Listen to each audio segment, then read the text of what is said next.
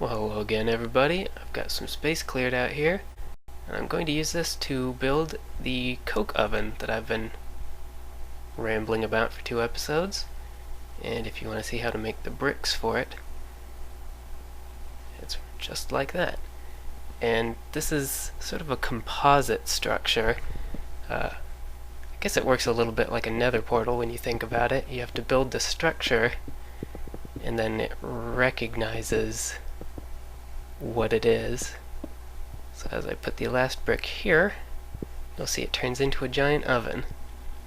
I've got some wood I'm going to put into it, and this is going to cook the logs and turn them into charcoal, which is something you can do in any furnace. You can see here it's going to take a very long time, but there's the added benefit that it will produce creosote oil as a but that would have been very useful back when I was making some rails, but I've got some uses planned for it in the future.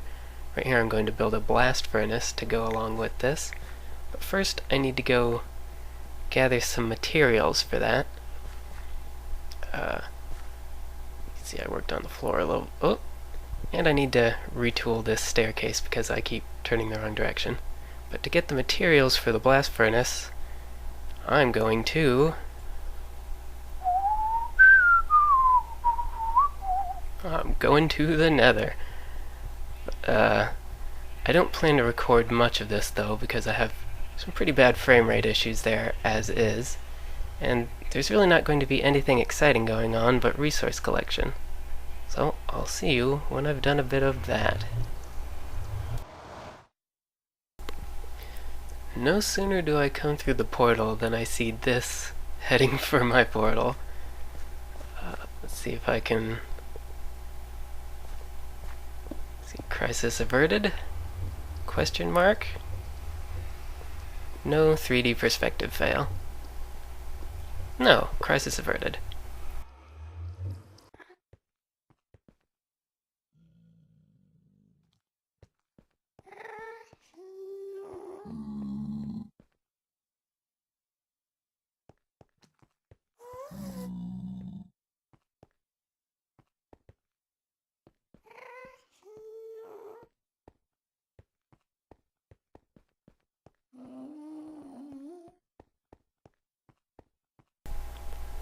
Well, I've found what I'm looking for.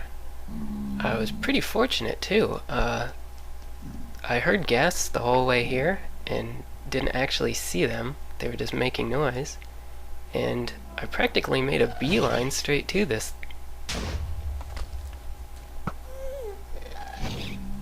That's what I get for opening my mouth.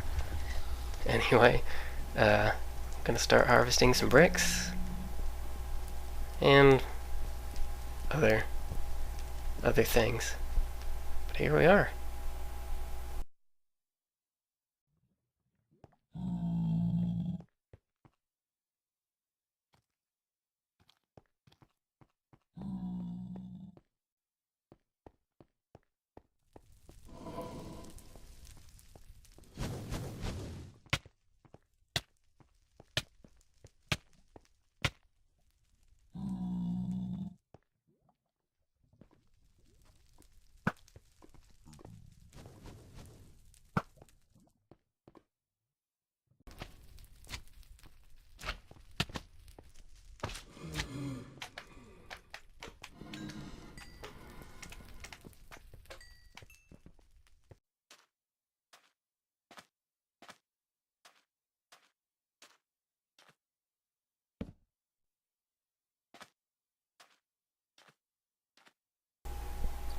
Decided to stop back home after part of that run because I realized I'm using a Bane of Arthropods sword instead of my looting sword.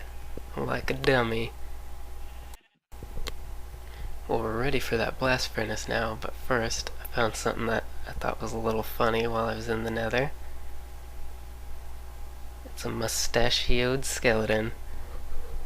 But this works a lot like the coke oven.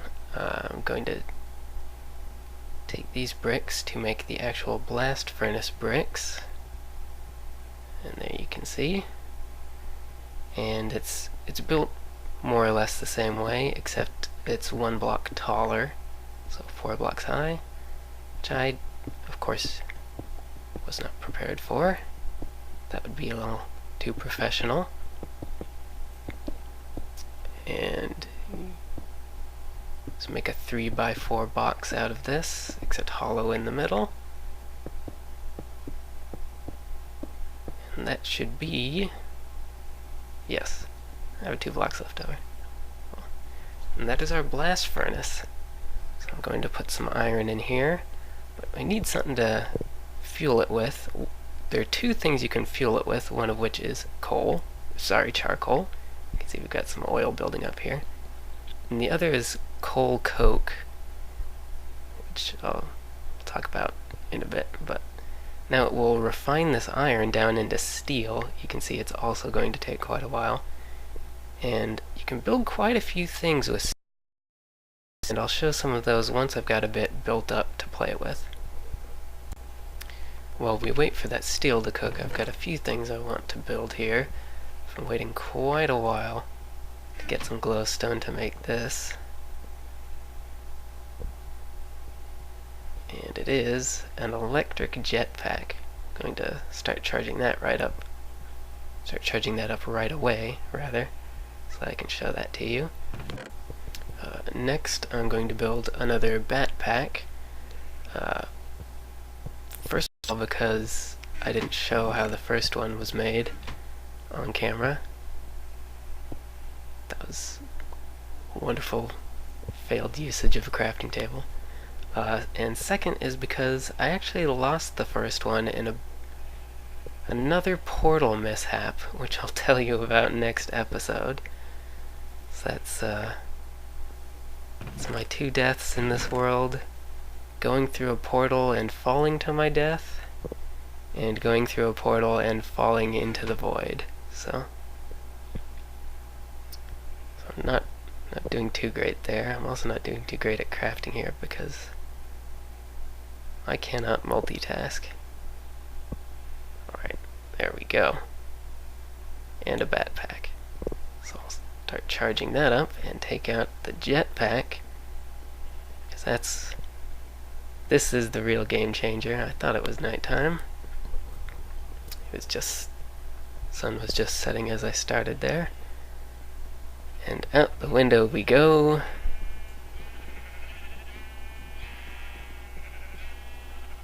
And we're flying away in our poopy suit.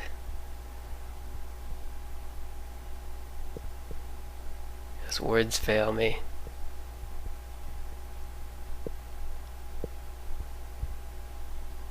And that is that.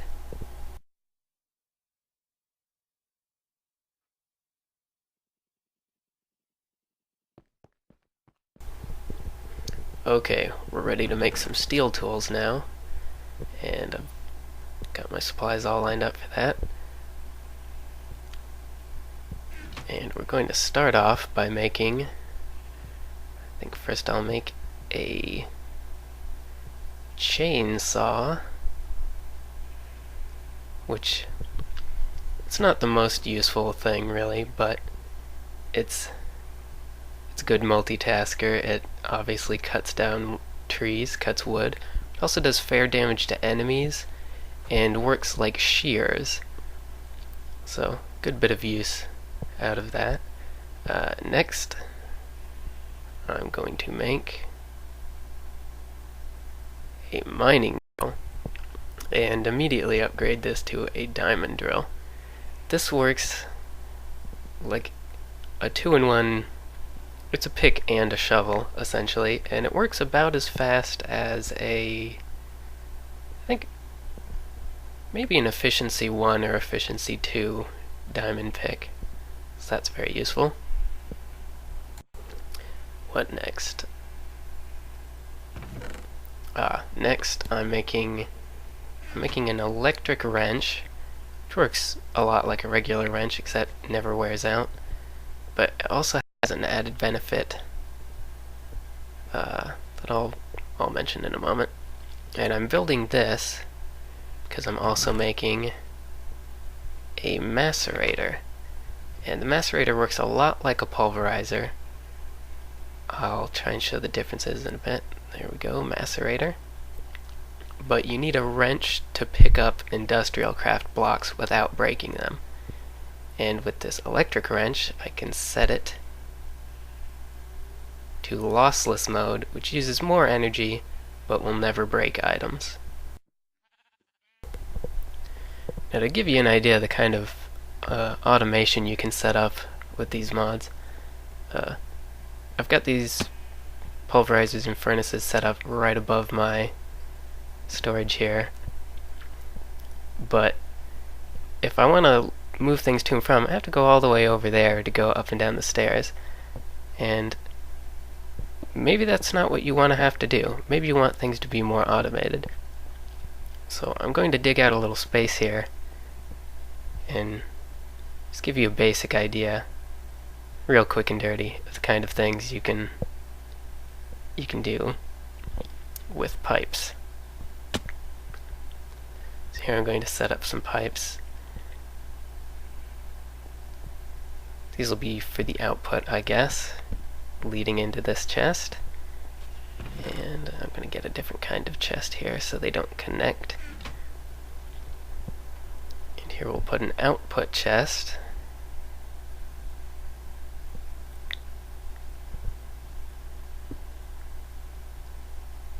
Here we are, and go ahead and connect that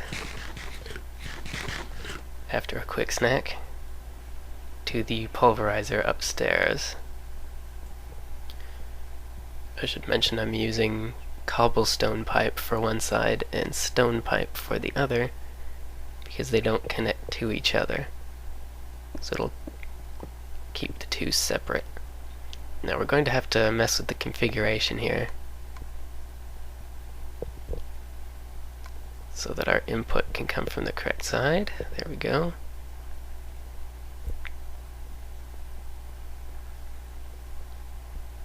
And that should be properly set up. Now, these pipes won't automatically withdraw items from the... So we still have one more step here. We have to add a wooden pipe because those will remove items from chests. Only not our output chest. I'm going to move this to the side a bit. I don't know what I'm doing. There we go.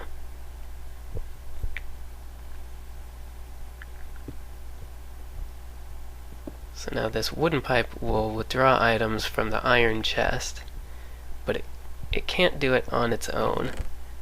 As you see, we'll put something in here.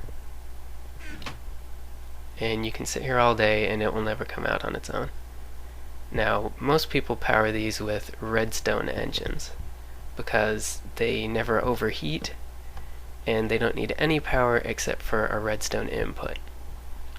And once this gets going, there you can see it will withdraw one item at a time and send it on its merry way. But if a redstone engine is just too slow for you, you can also use a more powerful engine. And I'm actually not sure about the specs of the different ones, but say you use a magmatic engine, instead of taking one item at a time out of the chest, it will take an entire stack at a time. So that's much faster. But I don't want to use any engines at all, so I've been over here making autarkic gates on this assembly table. Now what these do, and I'll head back down and turn this off. Yes, I did figure out how these work. The autarkic gate you put directly into the wooden pipe, and now when you right click on it you get an interface where you can set different settings. And I'm setting this so that whenever items are in the inventory it sends a regular pulse. and I don't think I have anything in there. So let's put a stack of tin in, and there we go, down to 63. So now that items are in the inventory, it will, at the same rate as a redstone engine, start sending those items up and into the piping. And now we can see those are coming up. This hopefully is just a graphical thing, because it's not set to take input there. And these should be marching into our pulverizer. And there they are, which should be sending them down into this, I forget the name, the induction smelter. The way this works is you can put sand and a second input into it, and it will smelt them 2 at a time, unlike a normal furnace, which you put in one item and it smelts it. This will smelt one item into whatever it smelts into, and the second output is sand being turned into slag, which you can see it's all pouring down into our output chest here. There we go, tin ingots and slag.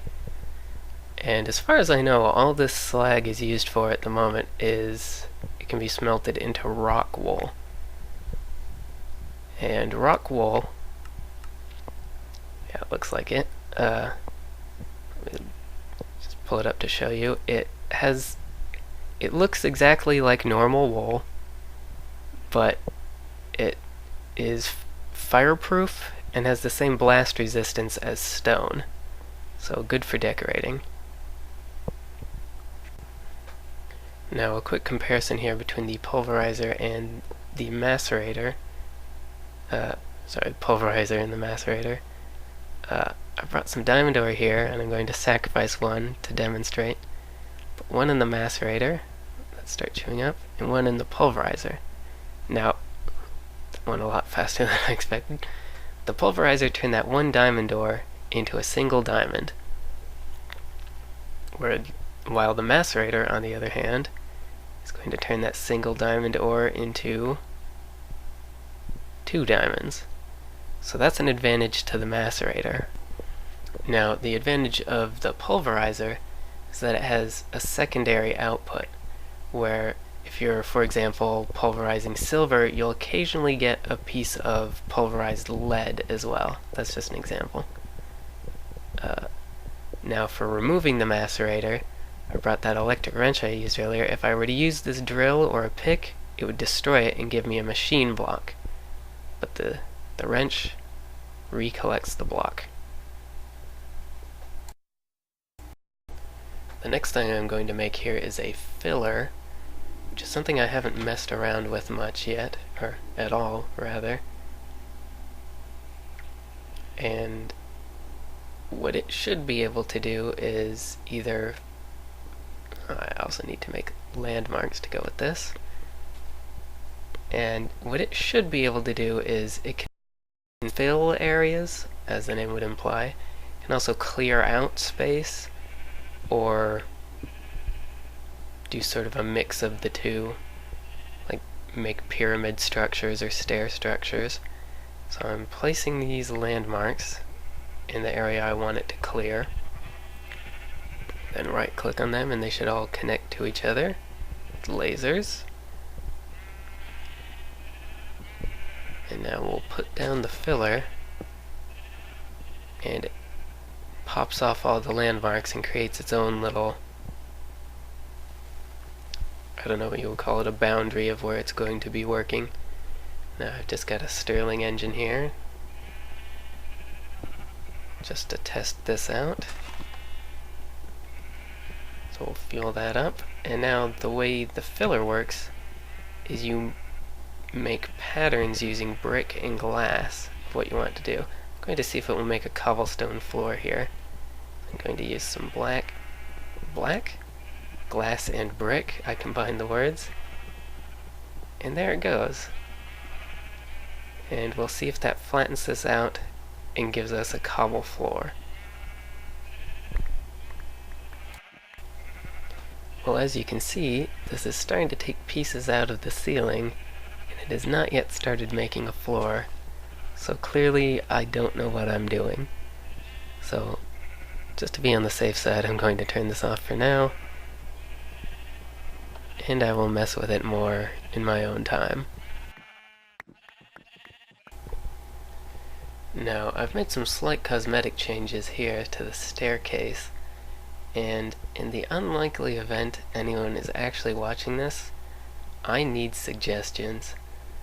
I'm far more used to building more fantasy type buildings.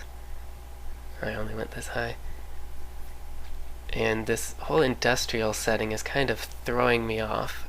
There are really only so many colors of blocks that seem industrial, and they're all gray, and it really makes for a boring scenario. Also, I don't think I mentioned for the very new, this bronze armor I've got is made with tin and copper in a 3-to-1 ratio. Mixed bronze there, and it's my understanding it's just as effective as iron, but a bit more durable, so it all lasts longer. Also, over here to the coke ovens, I mentioned coal coke. You get that from putting coal in instead of wood, and that produces coal coke, which, it also produces twice as much creosote oil. And it's my understanding that the coal coke is 4 times as efficient as coal, meaning it burns 4 times as long. And coal coke and charcoal, as I think I already mentioned, are the only 2 fuels you can put into a blast furnace. So I think that'll do it for now. Next time I'm going to set up an automated system to feed wood into these furnaces so I don't have to do it myself. And until then, thanks again for watching. See you.